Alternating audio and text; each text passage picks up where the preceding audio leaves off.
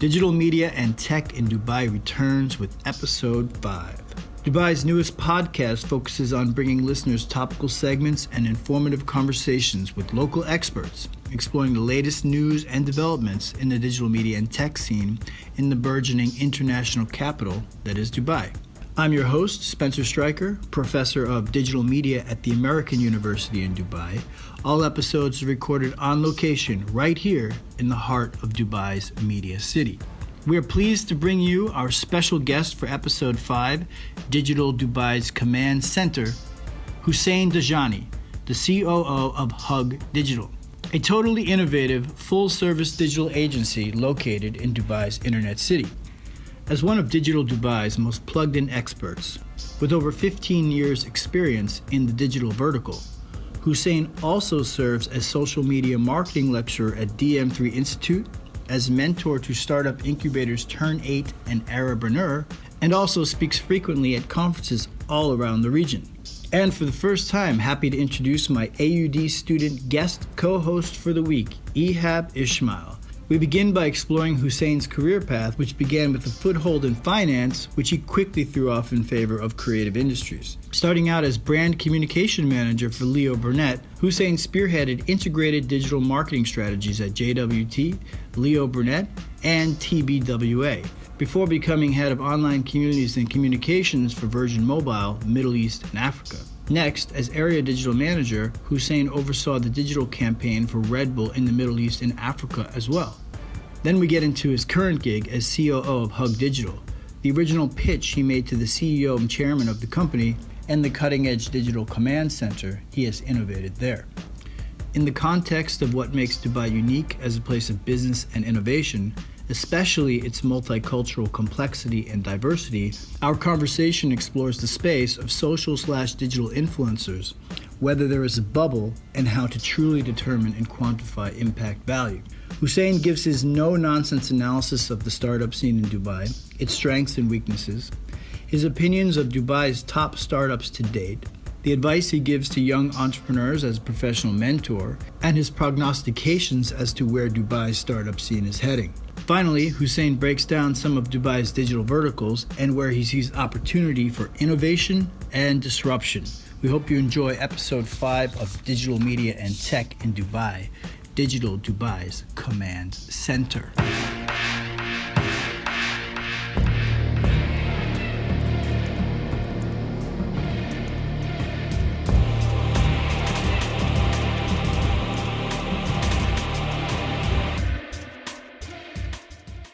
I would love to ask you to start off how you got to where you are today. How did you become the COO of Hug Digital? Interesting question. Well, I would say sleepless nights, but no, my journey it started in traditional advertising, basically. So between J. Walter Thompson to Leo Burnett to TBWA, moving from one country to the other, I did a couple of years in Saudi, I did a couple of years in Bahrain, in Qatar, and Dubai has always been, if you want, sort of what I call home, between family, friends. And from another side is from a professional point of view. Dubai has been a very sexy, if you want, spot for you meeting intellectuals. So people like yourself, for instance. You would hardly meet them in the other markets. Okay. Not because the other markets are not ready, but other markets are still, in the progress stage. Right. Whereas Dubai has very much, set itself on the world map. Right. And when it comes to business, it has become the melting pot, or if you want, the place to be in the Middle East, North Africa region. So you call it home for all of those reasons. I do. Well, coming from Lebanon, a country where it was filled with war, and for me, Dubai is home because of many reasons. From one side, the security. I can't remember the last time I locked my house.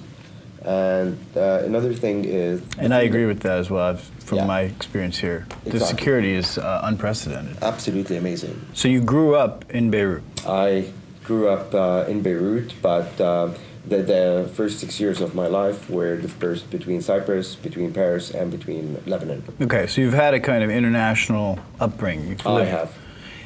And you said both your, what was it? You said your father was in finance and your whole family's in finance? My brother and my sister were in finance. Okay. And this is where I thought I'm meant to be in finance. So did the 4 years finance in economics, worked in Merrill Lynch, then worked in Bank Audi. And I gotta admit, I hated the suit and I hated the ties. And I felt I'm more of a, I wanted to be in advertising. I wanted to be more in the creative industry. And this is where I landed a job with J. Walter Thompson in Saudi. Okay. A country I've never been to before and an industry which I know nothing about. And this is where the journey started. I see. A couple of years after doing advertising, I decided I would like to do the shift towards client side. Okay. And this is when I got the opportunity to join the Virgin Mobile team in Qatar. An absolutely amazing experience. If it didn't shut down, I think I would have still been with them right now. What happened to Virgin Mobile in Qatar? Unfortunately, Long story. Long story. To make it short, Sir Richard Branson decided to withdraw the brand from Qatar. I see. So after Virgin Mobile, I was really looking for an experience very similar to that brand. And I was fortunate enough to land a job with Red Bull in Dubai. Red Bull. Here, I have some product placement. Since it's a podcast, you can't see it, unfortunately. It was very interesting because I was hired by Austria, the headquarters for Red Bull, and the mandate was basically to build for them a digital department across the Middle East and Africa markets. Interesting job. Yeah, really interesting. A couple of years down the line. What was that adoption like of Red Bull in the areas you were kind of in charge of? It was quite interesting. Now, we gotta, let's be honest, we are not Europe, we're not the States, we're not, Asia. So digital is still infant in this region. Companies still, especially FMCGs, still rely on sales more than marketing, communication, advertising, all of that. So the focus was more on the sales part than on the digital. But you set up the digital department for Red Bull in MENA, basically. I have, in Middle East Africa, actually. Okay. Including, Angola, Nigeria, Mauritius, Seychelles. That's cool.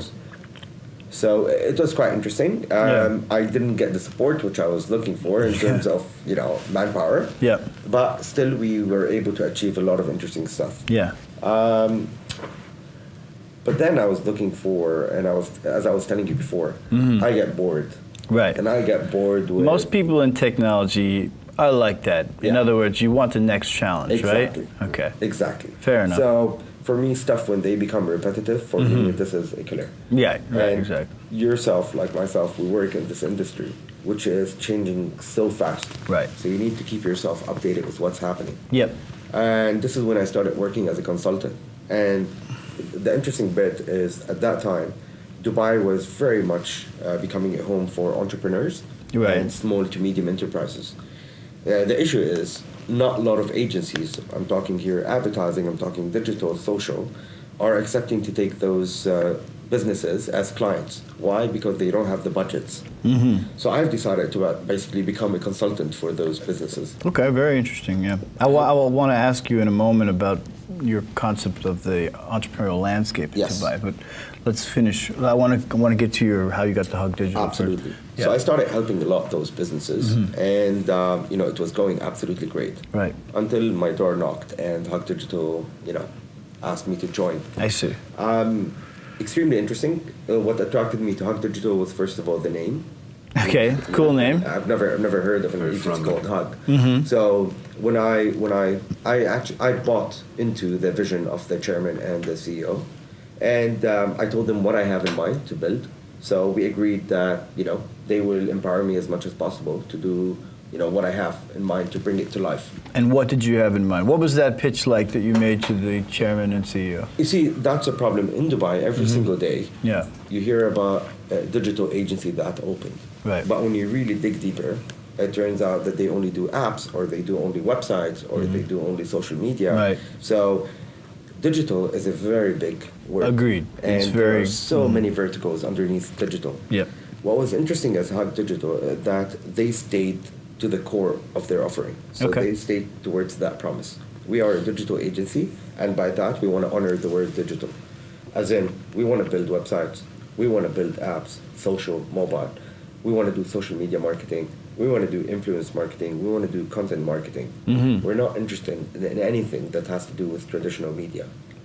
And we're going to keep pushing the barrier forward. Yep. Furthermore, so when I came on board, the starting point was basically looking at the social team, and I had to really do a major revamp there. Okay. So I hate saying that, but I fired half the team. Okay. And I recruited a whole new team on board. Okay. We call that, what's the euphemism is called restructuring. Restructuring, exactly. So unfortunately, sometimes some hard, tough calls have to be taken. Yeah. And then I wanted to build something called the command center. Okay, yeah, talk to me about this command center. This is very interesting. We live in an age where things are happening at extremely fast pace. People are extremely busy, so they really don't have time for you to stop, knock on their door and tell them, would you buy my product? Right. Or would you spend time with my product? So we want to make sure that brands become part of people's time without really interrupting what they're doing. So to become part of their daily lives, but in a way that a consumer wants to actually interact with them. So real-time marketing is something what we're trying to jump on. And the command center will be able to help us with that. We want to try to understand why does a post on Facebook, even if it's organic, actually performs way better than a paid post? What was the reason behind that? Okay. Was it the copy? Was it the visual? What was it? What was the science behind it? Yeah. See, data is available to everybody. Right. But the way you utilize that data, the way you analyze it, and the way you come with conclusions. I've heard this in a movie. There's a movie that somebody says the exact same I've thing. been told many times that I'm good. Sounds very cinematic. Yeah. But this is the real idea behind Yeah. it. The command center helps Right. with that. We did a global partnership with Brandwatch, which is a listening tool. Yep. And we chose that versus Sysmus or Crimson Hexagon or any of those global players. The only reason behind that is because their Arabic capability. Let's admit it, we are in the Arab world. Right. Arabic is extremely key. But the funny part is, we're currently speaking English. Yourself, you come from U.S. US. Right. I come from Lebanon. Right. But we're speaking the same English. Arabic, because my wife is Egyptian. Okay. And when we speak Arabic with each other, each in his own language, we hardly understand each other. No, I see. So Yeah. Arabic is very, different. It's very Diverse. Diverse. Okay. So Right. Brandwatch helps us in actually understanding when somebody's communicating in Levant Arabic, Lebanon, Syria, Jordan, or Egyptian Arabic, or GCC Arabic. So the way, so you basically have a series of, you described it as almost like a series of sort of closed caption TVs or some Yes, kind of thing? It's And 8 screens, 8 screens, okay. each two over, on top of each other. Minority Report kind of setup? Sort of Minority Report. And it's fully interactive. Fully interactive, real time. You get to know what people are talking about, from where they're talking about, what, be it on Facebook, be it Twitter, be it Instagram. So you're monitoring every social channel possible. Almost every, except for Snapchat, unfortunately. But Periscope, we've been able to actually integrate it within our command center.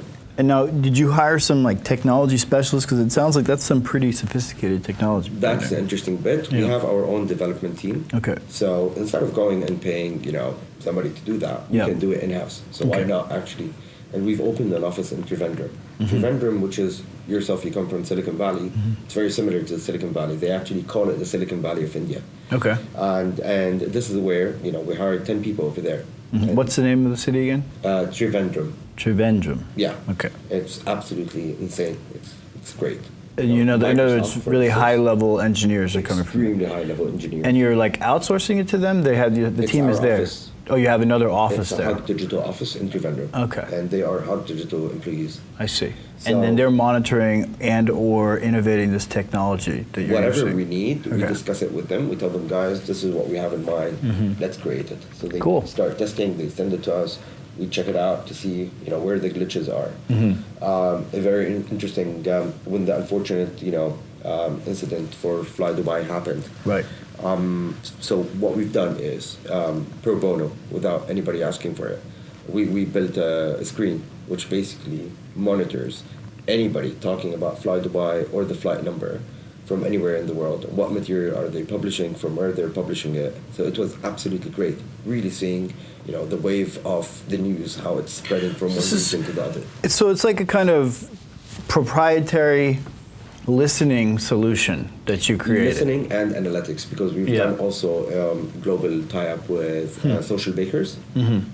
So it was really it's a great way, if you want, and it's a property of Hug Digital, of looking at what's happening in the market, in each market in the MENA region, from a macro level and from a micro level. And so do you license this technology, or do you just use it for your company? Right now, very interesting question, because after clients have come and seen them, they've asked us to start building the command centers for them. Right. So now what we're doing is we're actually starting to build this for them.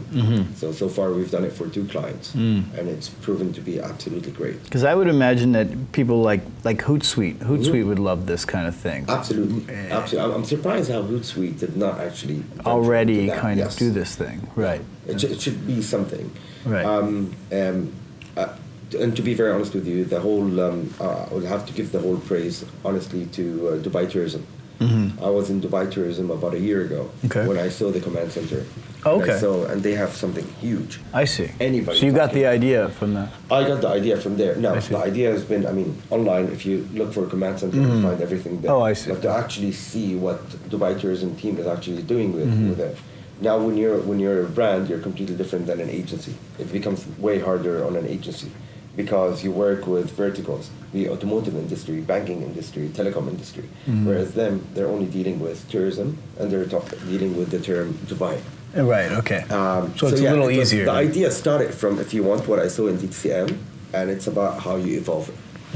That's the most important thing. The word evolve is super, because the technology of today is... In our field, you have to be nimble, right? I mean, because particularly if you invest too heavily in infrastructure or hardware or whatnot, in 3 years, it's wasted money, right? You got to basically upgrade everything. I even think 3 years is a long period of time. I would say even before that. So you've got to keep the solution nimble enough. I agree with that. So just to wrap up on this sort of your journey to Hug, and then you came in there and you innovated the command center. What was that pitch again that you made to the CEO and the chairman? It was that that was pretty interesting. I explained to them that, one, I get bored really easily. Right. So I have a couple of challenges that I want to do, and later on, it's either we jumped into a new challenge or I go on my way. Okay. It's pretty interesting. You basically said, look, you gotta keep this thing fresh. We've got an innovator. I'm going to get bored. I'm out of here. Yeah. Absolutely. And it started with the command center. That's cool. So setting up the whole social team. Like when I joined, I would say 80% of the social team were only English speakers. Okay. And the Arabic was being done from, others through freelancers or in other market. This formula does not work. Right. We're in the Arab world. Most of the brands in the UAE are actually targeting Saudis. I see. So we need to have bilingual people. So this is where it's quite interesting, because in the team right now there is an Egyptian, Syrian, Jordanian, Lebanese, Saudi, Kuwaiti, and Emirati.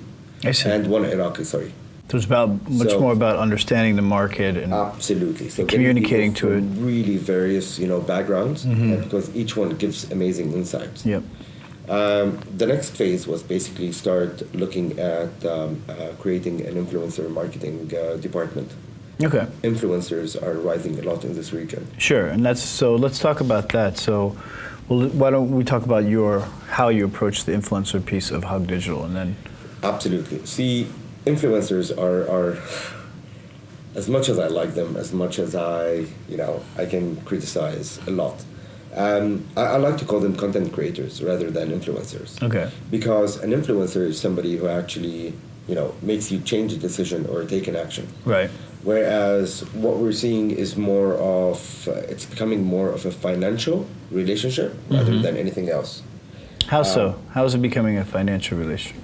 An influencer, for him to become an influencer, him or her, they need to build trust. They need to create engagement and communication and dialogue with their fans. Right. What's happening is, if you take a look at all their social channels, they've got the amount of followers. So they've got the numbers, the 1.2 million followers, the 1.5 million followers, so on and so forth. But if you look at the comments, rarely any of them are actually engaging with their fans. Rarely any of them is actually checking the kind of comments that they're getting. The amount of spam that's on their comments is insane. Yeah. So for me as a brand, let's say I'm Coca-Cola and I worked with a certain influencer, And so what am I getting exactly out of this? This is where brands are getting excited towards the term influencer before really agreeing or deciding what they want to achieve out of this relationship with influencers. Right. Is there like a sort of vetting process for influencers? Like, because I know there's now it's growing where people artificially kind of blow up their numbers, and I've seen it firsthand. I know somebody who, and he actually got a couple of these little like very micro level sponsorship endorsement things, and it's I'm sure the high level influencers do have a good followership, but like how do you determine whether it's worth, if this person's real or not? Extremely interesting question. Honestly, number one is looking at that person, okay, on which channels is that person, which topics that person is talking about, and what brands he or she has worked with. Yep. And most important is how honest, truthful, and real that person is. This is super important. Because right now, if you look at Dubai, I would say 80% of the brands are still working with the same influencers over and over again. Taim Al-Flassi, Ben Baz, the Real Foes, who's actually from Kuwait, but they're working with her. You've got Rashid Al-Naimi, you've got Lady Fuzaza.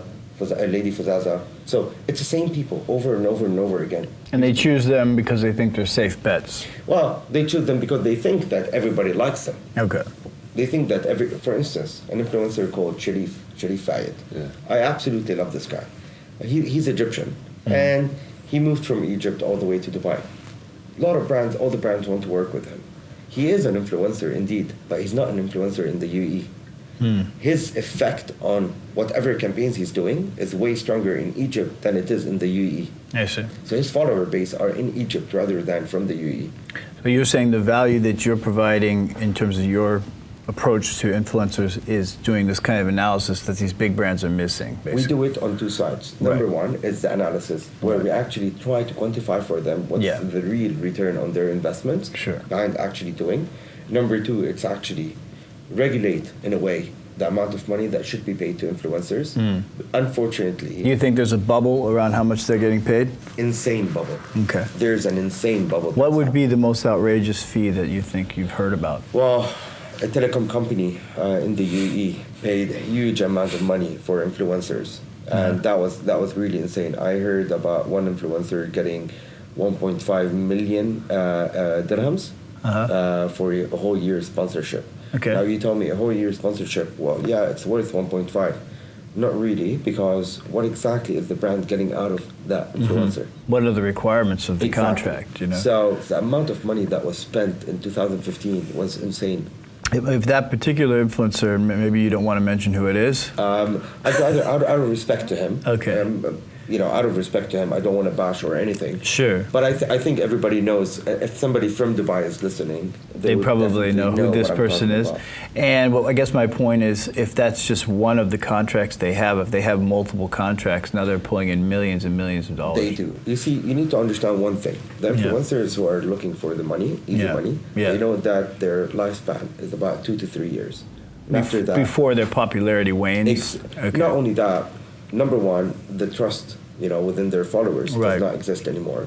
And number two is brands get bored from them because they would have worked with almost 90% of the brands out there. Interesting. Okay, so in other words, they build up all this trust, then they sort of cash in on it. Exactly. And then you're saying, like, okay, after a couple of years of cashing in, people are either don't trust them anymore? Well, I would say, I wouldn't not say trust, but I would say that's it. Their authenticity is sort of gone. You see, just like we're talking about digital here. Yeah. It's all about how much you reinvent yourself. Right. The person who I respect a lot is Taim Al-Flassi. Taim Al-Flassi, she's reinventing herself. She's an Emirati lady. Right. And I'll tell you the interesting bit about Taim. See, I used to live in Saudi. And when my client PNG, when I needed to know anything about the consumers or the target audience of PNG, we had to basically go and do a research where we request if we can go and spend the whole day in the family's house, take a look at what products they use. So it used to be a lengthy project. Taim Al-Flassi, Emirati lady, she gave me access to her house. She gave me access to the food she eats, to her parents, to the car she drives, to her clothes, to her bathroom, to everything through the power of content. I see. This is insights. Okay. So you're saying she uses the technology the right way to build trust and Affinity, authenticity. trust. Exactly. Absolutely. And then what she's doing right now is something very clever. She opened something called the TAME Network. What she wants to do is actually start educating young content creators or talented people about how to become, I wouldn't say influencers, but I would say good content creators. So she's actually adopting up and rising That's cool. people. And this is my other question. She's training proteges in some sense. Exactly. This is the problem with brands. Brands, I have a lot of clients who come to me and tell me, I want to work with that influencer. And I tell them, why do you want to work with that particular influencer? Everybody's working with him. He's great or she's great. And that's when it's your job to say, hey, come on. Don't do what everybody else is doing. They don't realize that there are a lot of other people who have way less amount of followers. Right. But the followers that those people have are sincere. Right. And the content that those guys are creating is actually very good content, yet not a single brand, took it upon itself to actually support them and take them to the next level. Thinking back on the whole, the bubble that's being created out of these influencers and, everyone wants to work with a certain influencer just because everyone's working with them. It reminds me of the studio era in Hollywood back when you would have a studio who has an actor signed into, I know it's kind of different with influencers, but they would just keep milking one actor and they would just die off. And it's interesting you tell us that they have such a short lifespan, because me as a consumer of social media, and I see this, it's I wonder, how long can they keep the influencers being milked to some extent, but then they're also milking their followers. And let me give it to you in a very, very easy way. All right? Yeah. Let's say I'm an influencer. Today I'm promoting Pepsi. In a couple of months I'm promoting Coca-Cola. Yeah. Would you believe me? And it's happening. And it's happening. Right. And it's happening every single day. Right. And I don't blame the influencers as much as I blame their the brands, the brands that are actually working with them. It's your job as a brand to actually check whether that person is the right fit for your brand or not. Contracts are not being signed in a proper way, number one. Number two is, and this is where, again, I blame the brands and companies. What they do is they're coming to an influencer and dictating on them what they should be doing. This is not the way influencers work or content creators. Yeah. You gotta tell them the idea, brainstorm with them, Right. and see their point of view of it, because they know what their followers like and what their followers don't like. Right. Good point. So it's really not about going and, promote for me that TVC, please. I want to get on it a huge number of views. This is not the use of an influencer. Yeah. So see, people think that working with influencers is something super easy. It is easy, but it takes time at the beginning in order to get things right in place. Well, to do it properly, you're saying, requires Absolutely. a sophisticated approach as opposed to just Absolutely. slapping some brand onto some popular Exactly. person, right? And also, that was one of the, I think, and maybe you can give me more insight on this, but when social media started maturing into what it is now, a lot of brands, they jump on social media, maybe smaller ones, and they just would try to use it as a platform to promote their stuff, as opposed to actually giving the community a certain level of value.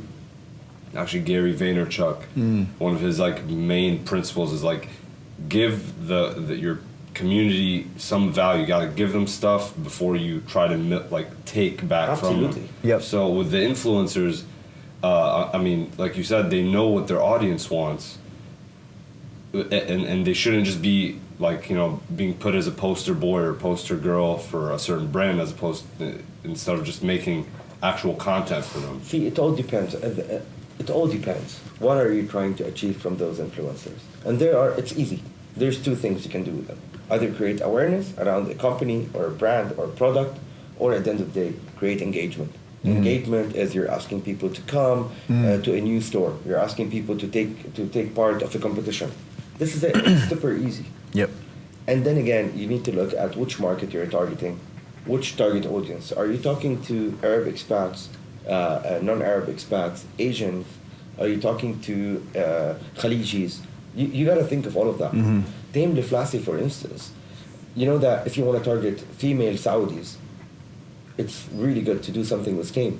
Because the followers of Tame from Saudi are way higher than her followers in the UAE. Why? Because she represents the aspiration of a Saudi woman. Okay, very nice.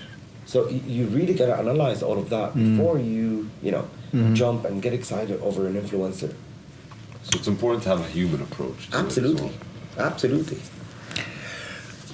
Let's shift from, that was a great discussion of influencers in the region, by the way. Thank you for that great analysis. Let's switch over to maybe your thoughts on the Dubai tech scene more generally. And I see that you are a mentor to both Turn8 and Arabinur. Yes. Arabinur is based in Palestine. Okay. Whereas Turn8 is based in Dubai. Okay, let's talk about both of those companies and or initiatives, and then also just what you think about the status of the Dubai tech/startup scene. Look, Dubai is home. I like it. But I hate it when things become a bubble. And unfortunately, this is becoming the norm more than anything else. We are not Silicon Valley. And I hope we will become one day similar to Silicon Valley, but we're still not there. Okay. But what we like to do is really make big news out of a bubble. You know, we like to make things seem way bigger than what they really are. I can count on my fingers the number of companies that actually came out from Dubai and were completely successful. Bait.com, one of them. Well, it came out of Jordan, but it's doing really good. It's called Souk.com. Souk, obviously. Souk.com. The first one was. Dubizzle. The first one was. Bait. It's the recruitment site. Okay. Dubizzle, obviously. There's Nabish, which is still at an infancy level. It's a sort of, if you want, a hub where it connects somebody who's looking for a freelancer versus somebody looking for a freelancer job. I've been with Turn8 now, giving advisory to entrepreneurs for quite some time. And tell me about Turn8 though. What is Turn8 exactly? Turn8 is like an incubator / accelerator. Okay, got it. What they do is they provide people pitch their ideas, and if a committee likes what they're pitching for, they bring them on board for a period of a year and then they help them actually sell the products to investors. And is it a successful incubator? I would say it's okay. I don't want to bash again, but again, the whole idea is... I'm picking up on some frustration that there are not enough success stories coming out of the Dubai tech scene. There aren't. Okay. So I get frustrated. Yes, I do, because lately I've been meeting a lot of people. Oh, what do you do? I'm an entrepreneur and this and that freaks me out, because I think we are milking the word entrepreneur and we are misinterpreting it. So let's explore this. So, in the first episode of this podcast, we had Maha and we had Andrew Staples, who's the chief business reporter for Gulf News. And I asked them both the same question, like about their thoughts on the Dubai startup tech scene. And I got a kind of similar, not exactly, but in a nuanced way, sort of similar to what you're saying, a kind of sense that it wasn't there yet. That all the components are there and it's primed that it could get there, but it's not there yet. See, the money is there. The money is there. The money is See, that's one of the most important things. The money is there, but the proper education, the proper guidance is not there yet. So this is the part that's really, if you want, missing from the puzzle. Okay. Those the education people, is not there. By that you mean a kind of savviness about how you build a company, or? Well, all aspects of it. Number one is, if you want to become an entrepreneur today, what is it exactly to be an entrepreneur? Right. So people think that if I came up with an idea, that I'm an entrepreneur. This is not the case. You gotta really understand the journeys you have to go through. Sure. And you gotta for instance, Souk.com, for instance, Bait.com, and all of those, I would like them to be more, I won't say down to earth, but more really humble and playing a very big part in educating those people, educating those up and rising entrepreneurs or wannabe entrepreneurs. You're saying you would like to see the successful startups in Dubai doing more of a mentor thing for the up and coming People always ask you, never ask where the first million came from. So right. the thing is, and the first million is the tricky part in actually any successful business. Right. In other words, it's harder to make the first million than the second million. Exactly. Right? Okay. So, thing is, what I'm seeing is young, if you want, young talents in the Right. region, but with no guidance. So, and it is scary because we're a baby boomers market. So, companies are not really, actually companies have started now playing a little bit of a role. I gotta give a very big high five to Publicis Group and to FP7 for actually doing something about this. Publicis Group decided they did a competition where for people to present their ideas, and if those ideas become successful, they will basically fund it for them and help them to bring it to life. The second one is FP7. I like the model of FP7 more. I actually the person who initiated that thing in FP7 used to be my ex-boss, Rashad Hindi, and he initiated something between FP7 and TIE, which is, my apologies, I forgot the name of it, but it's launched by PK Gulati in the region, and it's called FP7 Start, where they basically, what they do is, they get to see FP7 is an advertising agency, and what TIE does is more on the technology side, so they get to see how they can make use of what people are inventing on the technology side to make use of it in the advertising. Okay. It's actually a very clever formula. I see. Yeah. Yes. So they're both supporting each other. So you're pointing to this as an example of the startup ecosystem working well in Dubai because they're cooperating and so on. Some are doing it really well. Okay. Others are not really doing it that well. But again, I've been hearing a lot lately about this open and that open and this open and that open, but I'm not seeing them live beyond the 1 year or the 6 month. Whereas I would like to see that more. So the money's there, the goodwill is there.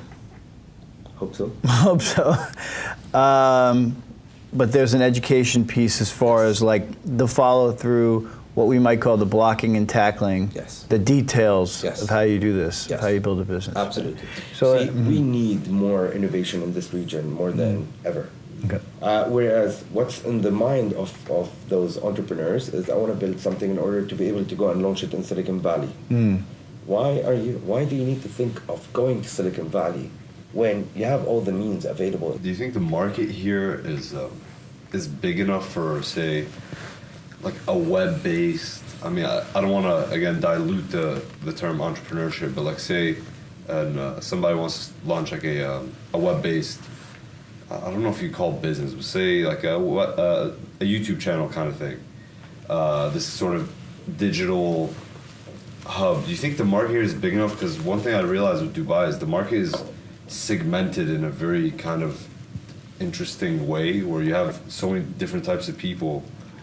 Dubai is an interesting city because, and this is where brands find a lot of things challenging. They don't know who they're talking to. Am I talking to the Indian, to the Pakistani, to the Lebanese, to the Egyptian, to the British, to the, So it all depends on, at the end of the day, it all depends on the content that you want to do. It all depends on the end objective that you want to do out of this. For instance, an ex-EUD graduate, Haila, which has her channel, Haila TV, and all of that. She's an influencer. So it's interesting, every week, just for you to know, we host in Hug Digital an influencer from the region. Oh, really? Cool. And where we ask them to talk to us about their journey from being a person to becoming a brand. Because an influencer is a brand. Right. So Haila came and she was telling us that the first year, all her videos used to be in English. And she decided that because they were not performing well at all, she decided to do one in Arabic and to see how it does. Suddenly it spiked like insane. Okay, so she was missing a big market there. Exactly. Come think about it. Female, YouTube, Arabic. So obviously she's going to get the numbers like insane. So again, it all depends on who you're targeting, what exactly you want to talk about, what do you want to achieve. I gave a speech in Young Arab Leaders in Dubai last year, and it was mainly for entrepreneurs about what advice I could give them. See, entrepreneurs are so much busy with the idea that they have that they forget how to market that idea. Sure. Yeah. So they forget the purpose behind coming up with that idea. And we live in a world where, I can sell you this card and tell you this card costs $1 million, or I can tell you it costs 2 cents. It's all about the power of marketing, the power of how you promote something. Yep. The power of how you make people believe in what you're trying to sell them. Right. So my advice was to them is go back to the core of what exactly your product is all about. Yes, focus on the product, but focus as well on the purpose of it and how you're going to market it. Mm-hmm. Mission statement and vision statement are all just statements. The purpose is way beyond that. Right. So it was quite interesting, talking to them. Mm-hmm. It's about, you can really market any product you want. Sure. It's about how you do it. Messaging. Yeah. Steve Jobs was obviously like Absolutely. the grandmaster of that. What are some of the, because you essentially mentor at both Turn8 and Arabpreneur. What are some of the promising startups right now in Dubai and promising entrepreneurs? Companies that you think have potential to...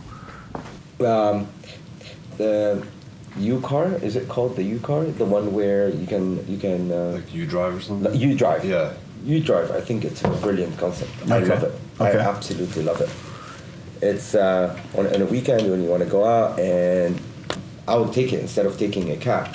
And then after I'm done with it, I just leave it there, and somebody else takes it. It's absolutely great. It's like the Uber of rent a car. Okay. So basically, I want to go from one place to the other. Mm-hmm. What I do is I open the application and I say I want to rent a car now. Mm-hmm. It directs me to the closest car close to me. I go there, I put the code, the doors open. I sit inside the car, the key is in the dashboard. Take the key, I drive the car. When I'm done, turn off the car, put the key in the dashboard, go out and put the code again, the door is locked. Mm-hmm. And somebody else can. Okay. So through my credit card, it takes out the numbers. And this is a Dubai-based entrepreneur It's who built it. Dubai-based, yeah. Okay, and it's nowhere else. It's only available here. As far as I know, no, it's not anywhere else. This is interesting. It's kind of this was born out of a need in the market, right. and out of a vision. Right. Dubai, as much as possible, want to start minimizing the amount of cars that people are driving because everybody's moving into environmental friendly, into carbon dioxide, less emissions of all of those. So it's a brilliant idea. It really resonates with me. And how do you forecast the future of this company then? I would say it will work quite well. I can't really say. This region is very funny. It keeps changing. But I think it would... I think one thing they need to work on is spreading the word of mouth better about it and marketing it in a better way. Okay. I think they're not doing that because so far they've only got about a limited number of cars in the market. So I think the more they get cars, they will start working more and more on promoting it. So that's a funding issue then? I would say it is a funding issue. Okay. But they are on the right track, absolutely on the right track. An idea has to be built out of an insight. Yeah. Or, as you said earlier, a market need. Exactly, right. a market need. Right. So this is where, for instance, in Egypt, there's an app called Bi'ullak. Bi'ullak, it means it tells you. We know traffic jam in Egypt is insane. And this app tells you everything that's happening. Okay. So every single person in Egypt is living on this app. Oh, we have the same thing in the U.S. Oh, I'm forgetting the name. But anyway, there's a total exactly the same kind of app. Waze? Waze. Yeah. So it's absolutely, it's all based on the market need.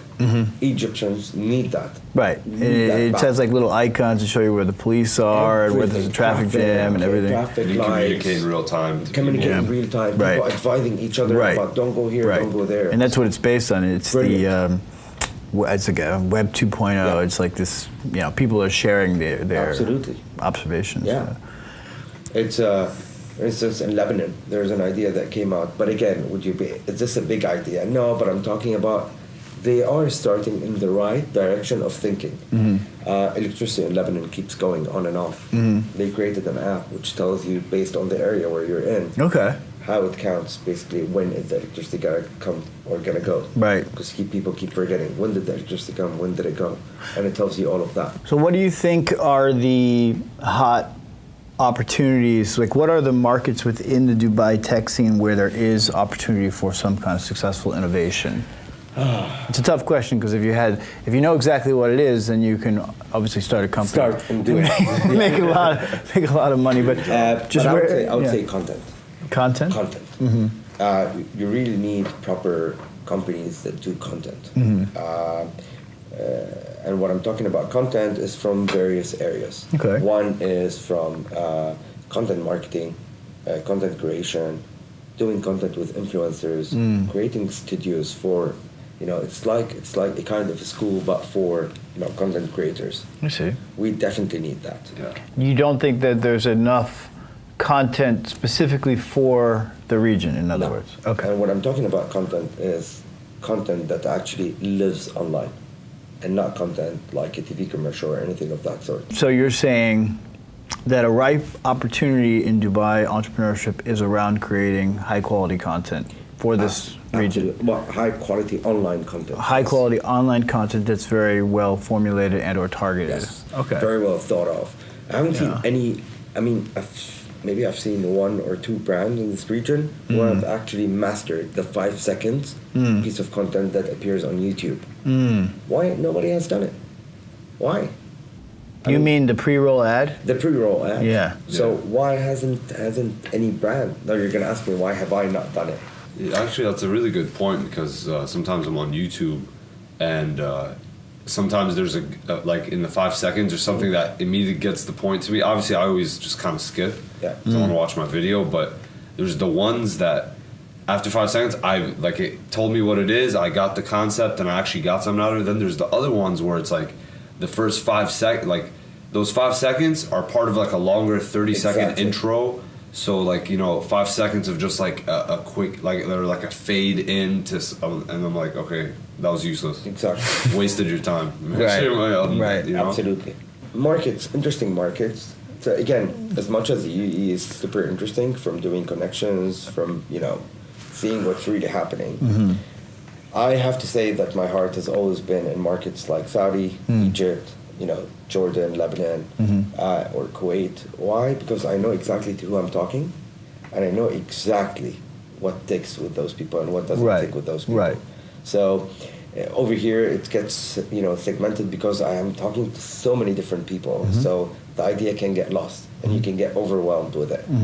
Over there, you can really focus on what you want to create. But unfortunately, the means that are available in the UAE are not available in all the other markets. That's interesting. So UAE is unique in the multicultural challenge of it. Yeah. You've got the infrastructure, which is super needed. Right. And the interconnectivity, Right. You're super close from traveling to anywhere you want, talking to anybody, reaching out to any people you need. In my humble opinion, what's going to be required are some really key success stories. Absolutely. Silicon Valley has so many. Exactly. We just need at least a handful of some big. Totally agree. Yeah. Totally agree. Companies that just really go international. And this has been a really fascinating discussion. Thank you. I really enjoyed this. Same here. I got to give you a really big praise for what you're doing.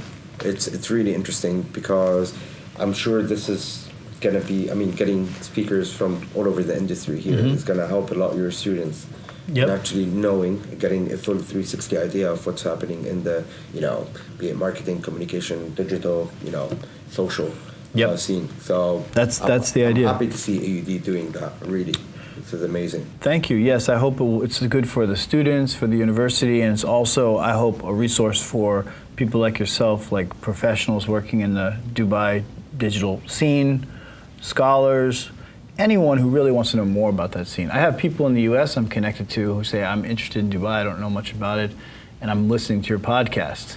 So it's basically, I hope it will be a resource for people who have an interest in what's going on here. Brilliant. And over the course of time, as we have more informed discussions like this, ideally what will occur is we'll begin to flesh out themes and begin to understand better what's going on. As you say, from a 360-degree perspective. Absolutely.